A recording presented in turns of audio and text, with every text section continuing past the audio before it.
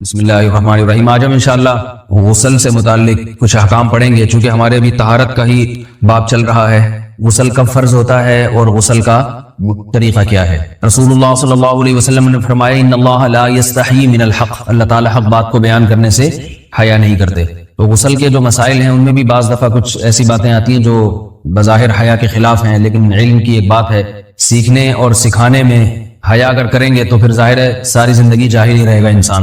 اور غسل کے مسائل سیکھنا اس لیے ضروری ہے کہ غسل جب فرض ہوتا ہے تو جب تک مکمل غسل نہ ہو آپ کی نماز ادا نہیں ہوتی۔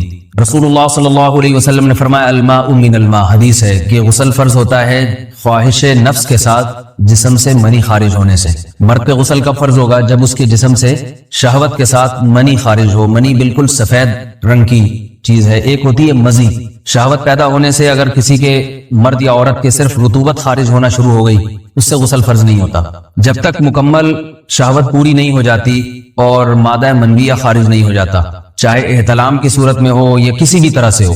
مردوں کے ساتھ چونکہ یہ بہت زیادہ ہوتا ہے نائٹ فال کی صورت میں، مردوں پر غسل کی یہ صورت بہت زیادہ فرض ہوتی ہے۔ جیسے ہی بلوغت ہوتی ہے تو احتلام شروع ہو جاتا ہے، ہفتے میں 1 دفعہ 2 دفعہ 3 دفعہ، بعض نوجوانوں کو روزانہ بھی 2 دفعہ ہوتا ہے، جبکہ خواتین میں یہ والے غسل کی صورت بہت ہی کم ہوتی ہے کہ ان کو نائٹ فال ہو یا اس طرح سے غسل فرض ہو۔ ہزاروں میں کسی ایک عورت کے ساتھ ایسا ہوتا ہے۔ ایک صورت تو یہ ہے غسل فرض ہونے کی۔ دوسری صورت کیا ہے کہ جب انسان اپنی زوجہ کے ساتھ ملاپ کرے اور انٹرکورس ہو جائے، چاہے اس صورت میں ڈسچارج دونوں میں سے کوئی ہو یا نہ ہو، لیکن دونوں پہ غسل فرض ہو جائے گا، مرد پہ بھی اور عورت پہ بھی۔ یہ تو مردوں کے غسل کے فرض ہونے کا۔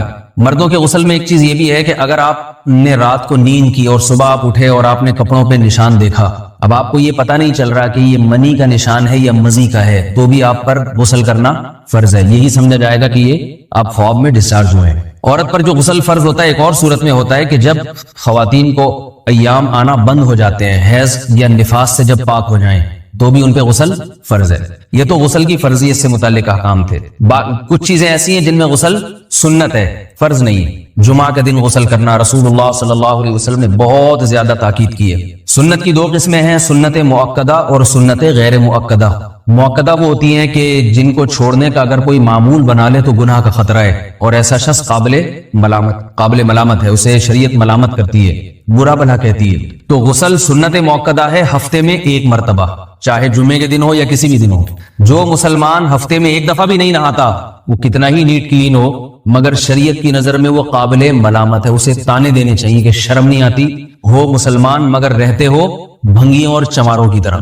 ملامت تو اسی کو کہتے ہیں۔ اس کی دلیل رسول اللہ صلی اللہ علیہ وسلم نے فرمایا، صحیح حدیث ہے، حق علی کل مسلم ان یغتسل کل اسبوع مرۃ، کہ ہر مسلمان پر لازم ہے کہ وہ ہفتے میں کم از کم 1 مرتبہ غسل کرے۔ ہر مسلمان پر لازم ہے، چاہے اس پہ غسل فرض نہ بھی۔ اور کس دن بہتر ہے؟ جمعہ کے دن۔ نبی صلی اللہ علیہ وسلم نے حکم دیا ہے کہ جمعے کے دن غسل کیا جائے۔ امام احمد ابن حنبل کا مذہب یہ ہے کہ جمعے کے دن غسل کرنا واجب ہے، صرف سنت نہیں ہے بلکہ واجب ہے، لیکن جمہور کا مذہب یہ ہے کہ سنت عمل ہے۔ غیر مسلم جب اسلام قبول کرتا ہے تو اس وقت بھی اس کے لیے غسل کرنا سنت ہے۔ جب ہم مردے کو نہلاتے ہیں تو جو مردے کو نہلائے اس کے لیے بھی خود غسل کرنا افضل ہے، سنت عمل ہے۔ عید کے دن غسل کرنا سنت عمل ہے۔ تو یہ وہ تمام مواقع ہیں جن میں غسل کرنا رسول اللہ صلی اللہ علیہ وسلم کی سنت ہے۔ غسل کا طریقہ کیا ہے؟ غسل میں 3 چیزیں فرض ہیں۔ منہ بھر کے قلی کرنا، ناک میں پانی ڈالنا کہ ناک کی جو نرم جگہ ہے یہ اچھی طرح تر ہو جائے، اور پورے جسم پہ 1 مرتبہ پانی بہا دینا کہ جسم میں بال کے برابر جگہ بھی خشک نہ رہے۔ یہ تو ہے فرض، یعنی یہ کام کسی نے کسی بھی طرح سے کر لیا تو غسل ادا ہو جائے گا، چاہے اس کی نیت غسل کی تھی یا نہیں تھی۔ کوئی آدمی چلتا ہوا جا رہا ہے، پھسل کے تالاب میں گر گیا، پورے غوطے کھا کے باہر نکلا، قلی کر لے اور ناک میں پانی ڈال لے تو غسل اس کا ادا ہو جائے گا۔ البتہ چونکہ نیت نہیں تھی لہذا غسل کا ثواب نہیں ملے گا، ثواب نیت کے بغیر نہیں ملتا انسان۔ دلائل اس کے الگ موضوع ہے کہ اس کی دلیل کیا ہے کہ بغیر نیت کے بھی غسل ہو جاتا ہے، لیکن میں نے بتایا دلائل کا سیشن نہیں ہے، اس میں پھر بات لمبی ہو جائے گی۔ تو یہ تو ہے فرض، پورے جسم پہ پانی بہانا، کلی اور ناک میں پانی۔ سنت طریقہ کیا ہے؟ رسول اللہ صلی اللہ علیہ وسلم غسل کیسے کرتے تھے؟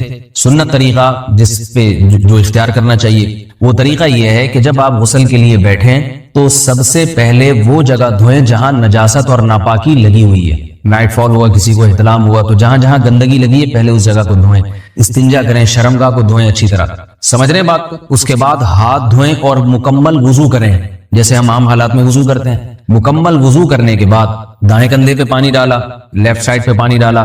پہلے زمانے میں تو چلو سے غسل ہوتا تھا، ہاتھ دھو لیے تو اب چلو سے پانی لے کے یہاں ڈالا جا رہا ہے، چلو سے پانی لے کے یہاں ڈالا جا رہا ہے، پورے جسم میں ملا جا رہا ہے، اور چلو سے پانی لے کے 3 دفعہ سر پہ ڈالا جا رہا ہے. تو آج کل چلو ولو تو ہے نہیں، شاور کے نیچے جا کے کھڑے ہو جاتے ہیں. تو اس میں یہ کہ شاور کھولے اس میں کھڑے ہو جائیں، سارے چلو اس میں خود بخود ہی ہو جائیں گے، پورے جسم پہ پانی بہ جائے گا.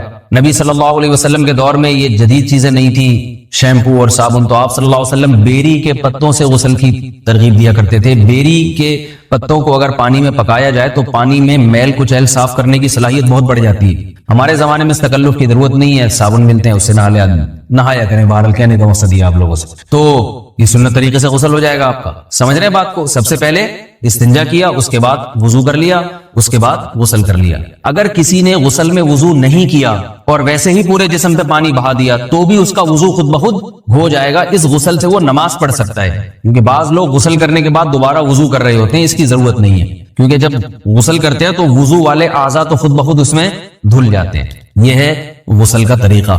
وضو کیسے ٹوٹتا ہے؟ جن چیزوں سے غسل فرض ہوتا ہے ان چیزوں سے وضو تو بہرحال ٹوٹتا ہی ہے. اس کے علاوہ بھی وضو ٹوٹتا ہے.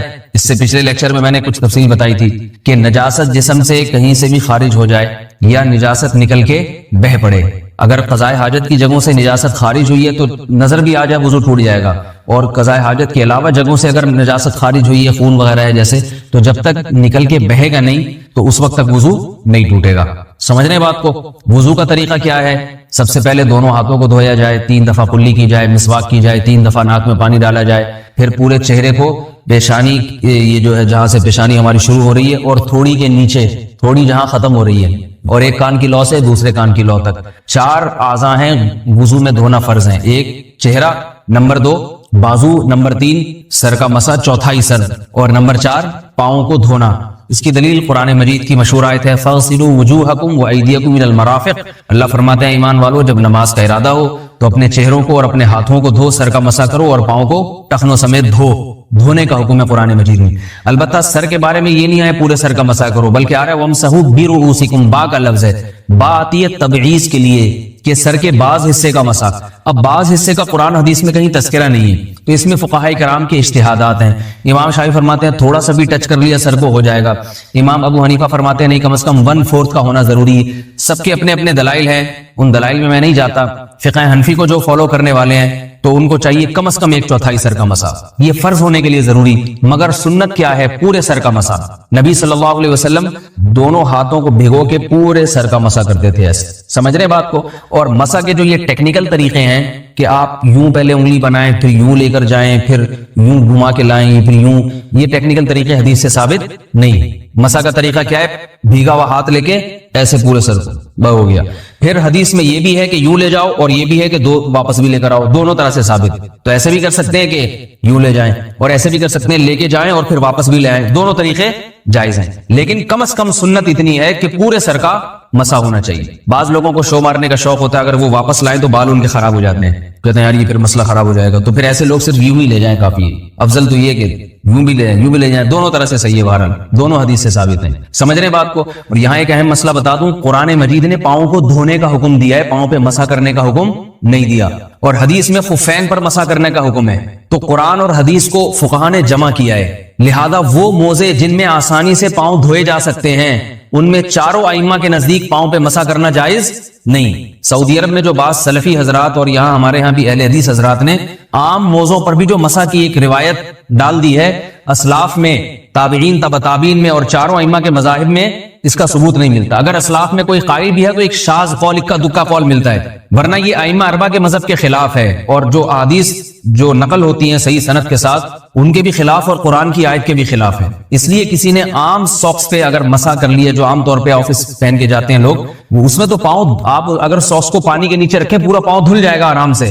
تو وہاں کیا ہو رہا ہے کہ قرآن مجید کے حکم کی مخالفت لازم آ رہی ہے، آپ پاؤں دھو نہیں رہے. تو اس لیے ہم یہ سمجھتے ہیں کہ اس صورت میں نماز ادا نہیں ہوگی. سعودی عرب میں بعض سلفی حضرات نماز پڑھاتے ہیں، وہ ایسے ہی کرتے ہیں کہ عام ساکس پہ مسا کر کے نماز پڑھا لیتے ہیں. تو فتویٰ اسی پر ہے کہ ان کی اگر کسی کو یقین ہے کہ اس نے عام ساکس پہ مسا کر کے نماز پڑھائی ہے تو اس کے پیچھے نماز ادا نہیں ہوگی، کیونکہ قرآن کے مطابق اس کا وضو ہوا ہی نہیں ہے. صدیوں تک کوئی بھی اس قول کا قائل نہیں رہا ہے کہ عام ساکس پہ بھی مسح ہو جاتا ہے. یہ ابن تیمیہ رحمہ اللہ تعالیٰ 7ویں صدی میں اس کے قائل تھے, اور تابعین میں اکا دکا قول ملتے ہیں اس کے, لیکن شاذ قول ہیں, مرجوح قول ہیں, جن پر امت نے فتویٰ نہیں دیا. اور اب سعودی عرب میں بعض سلفی حضرات اس کے قائل ہیں. ہمارے ہاں اہل حدیث حضرات بھی چونکہ اکثر سعودی عرب کے سلفی حضرات ہی کو فالو کرتے ہیں, تو انہوں نے بھی وہیں سے یہ فتویٰ لیا ہے. لیکن ائمہ اربعہ کے مذہب میں اور دلائل کے لحاظ سے دیکھا جائے تو یہ مذہب کمزور ہے. قرآن نے پاؤں کو دھونے کا حکم دیا, آپ دھوئیں گے پاؤں جب تک دھونا ممکن ہے. چمڑے کے موزے ہیں, ان کو دھونا ممکن نہیں ہے اتارے بغیر, لہذا ان موزوں کے اوپر مسح ہو جائے گا. تو اس سے قرآن پر بھی عمل ہو جائے گا اور حدیث پر بھی عمل ہو جائے گا. اس لیے ائمہ اربعہ نے جو قرآن و حدیث کو سمجھ کے جو فیصلہ کیا ہے اس پہ چلنا ہمارے لیے زیادہ مفید ہے بنسبت آج کل کے جو علماء ہیں ان کی اپنی ذاتی آراء پر. اس لیے یہ بھی ایک وضو سے متعلق اہم مسئلہ تھا. سمجھ رہے ہیں؟ باقی تو ماشاءاللہ وضو کرنا سب کو آتا ہی ہے. اور وضو کے بعد دعا کیا ہے؟ کلمہ شہادت, اشہد ان لا الہ الا اللہ وحدہ لا شریک لہ اشہد ان محمدا عبدہ ورسولہ اللہم اجعلنی من التوابین واجعلنی من المتطہرین. اے اللہ تو مجھے بار بار توبہ کرنے والوں میں شامل کر دے اور بار بار پاکیزہ رہنے والوں میں شامل کر دے. توبہ اس لیے کہ میں نے ظاہری طہارت تو حاصل کر لی, مجھے روحانی طہارت بھی عطا کر دے. اگر میں نے گناہ کی ہوں تو مجھے ان سے بھی توبہ کی توفیق عطا فرما لے, تاکہ اس لحاظ سے بھی میرا وضو ہو جائے, اس لحاظ سے بھی میں پاک ہو جاؤں. سبحانک اللہم و بحمدک نشہد ان لا الہ الا انت نستغفرک و نتوب الیک.